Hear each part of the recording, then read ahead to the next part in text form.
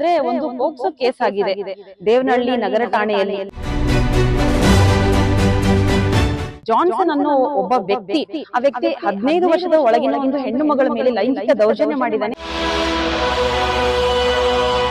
Devanahalli police ಠಾಣೆಯಲ್ಲಿರುವಂತಹ Jagadevi madam ಹಾಗೆ ಮಂಜುನಾಥ್ ಅನ್ನೋರು ತಾಯಿಯವರು ದುಡ್ಡು ಕೊಡಕ್ ಬಂದಿದ್ದಾರೆ. ಆ ಟೈಮ್ ಅಲ್ಲಿ ಲೋಕಾಯುಕ್ತ ದಾಳಿಯಾಗಿದೆ.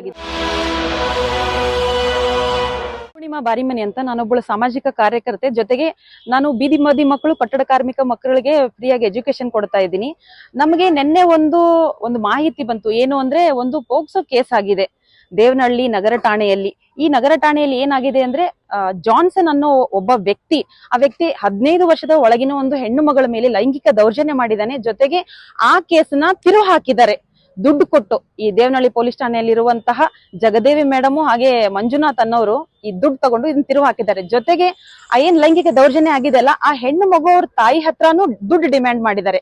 ಏನಂದ್ರೆ ಈ ಕೇಸ್ನ ಸ್ಟ್ರಾಂಗ್ ಮಾಡ್ತೀವಿ, ಚಾರ್ಜ್ ಶೀಟ್ ಸ್ಟ್ರಾಂಗ್ ಮಾಡ್ತೀವಿ ಅಂತ ಸುಳ್ಳು ಹೇಳಿ ಅದನ್ನ ಕೇಸ್ನ ತಿರುಚೋಕೆ ಟ್ರೈ ಮಾಡಿದ್ದಾರೆ. ಇವತ್ತೇನಾಗಿದೆ ಅಂದ್ರೆ ಆ ಹೆಣ್ಣು ಮಗಳ ತಾಯಿಯವರು ದುಡ್ಡು ಕೊಡಕ್ ಬಂದಿದ್ದಾರೆ. ಆ ಟೈಮ್ ಅಲ್ಲಿ ಲೋಕಾಯುಕ್ತ ದಾಳಿಯಾಗಿದೆ.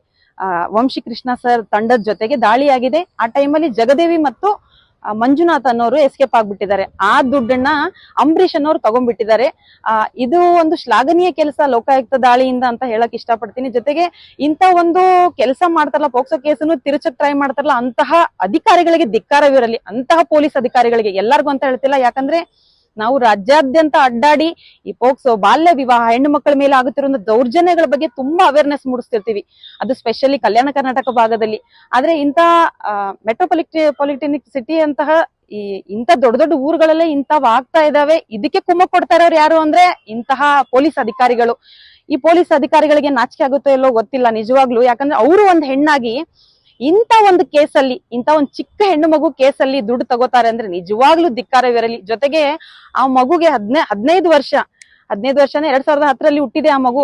ಆದ್ರೆ ಇದೇನ್ ಬರ್ತ್ ಸರ್ಟಿಫಿಕೇಟ್ ಇದೆಲ್ಲ, ಈ ಬರ್ತ್ ಸರ್ಟಿಫಿಕೇಟ್ ನೇ ತಿರುಗೋಕ್ ಟ್ರೈ ಮಾಡಿದೆ. 2004ರಲ್ಲಿ ಹುಟ್ಟಿದಾಳೆ ಅಂತ ಒಂದು ಫೇಕ್ ಬರ್ತ್ ಸರ್ಟಿಫಿಕೇಟ್ ನು ರೆಡಿ ಮಾಡಕ್ ಟ್ರೈ ಮಾಡಿದ್ದಾರೆ. ನಾವು ಎಷ್ಟೋ ಜನ ಮಕ್ಕಳಿಗೆ ಎಜುಕೇಶನ್ ಕೊಡ್ತಾ ಇದೀವಿ, ಆದ್ರೆ ನಮಗೆ ಕಾನೂನು ಪ್ರಕಾರ ಹೋದ್ರೆ ನಮಗ್ ಬರ್ತ್ ಸರ್ಟಿಫಿಕೇಟ್ ಮಾಡಕ್ ಆಗ್ತಾ ಇಲ್ಲ. ಆದ್ರೆ ಇಂತ ನೀಚ ಅಧಿಕಾರಿಗಳಿಂದ ಒಳ್ಳೆ ಪೊಲೀಸ್ ಅಧಿಕಾರಿಗಳಿಗೂ ಸಹ ಕೆಟ್ಟದಾಗಿ ಬಿಂಬಿಸ್ಬಿಡ್ತಾರೆ ಜನರು. ಯಾಕಂದ್ರೆ ನಾವು ರಾಜ್ಯಾದ್ಯಂತ ಅಡ್ಡಾಡ್ತಿರ್ತೀವಿ, ನಮಗೆ ಪೊಲೀಸ್ ಇಲಾಖೆಗಳಿಂದ ಎಷ್ಟೋ ಮಹಿಳಾ ಅಧಿಕಾರಿಗಳು ತುಂಬಾ ಸಪೋರ್ಟಿವ್ ಆಗಿದ್ದಾರೆ.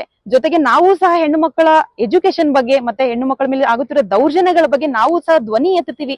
ನಿಮ್ ಮಕ್ಕಳಿಗೆ ಏನೇನ್ ಅವೇರ್ನೆಸ್ ಬೇಕು ನಾವು ಕೊಡ್ತೀವಿ ಅಂತ ಎಷ್ಟೋ ಪೊಲೀಸ್ ಅಧಿಕಾರಿಗಳು ನಿಜವಾಗ್ಲೂ ತುಂಬಾ ಸಪೋರ್ಟ್ ಮಾಡ್ತಾರೆ. ಆದ್ರೆ ಇಂತಹ ನೀಚ ಅಧಿಕಾರಿಗಳು, ಇವರು ಅಂತವ್ರಂತೂ ನಿಜವಾಗ್ಲೂ ಇರ್ಲೇಬಾರ್ದು. ಇವರು ಈ ಇಲಾಖೆಯಲ್ಲಿ ಇರೋದಕ್ಕೇನೆ ಒಂದು ಅಸಹ್ಯಕರ ಅಂತ ಹೇಳಕ್ ಇಷ್ಟಪಡ್ತೀನಿ.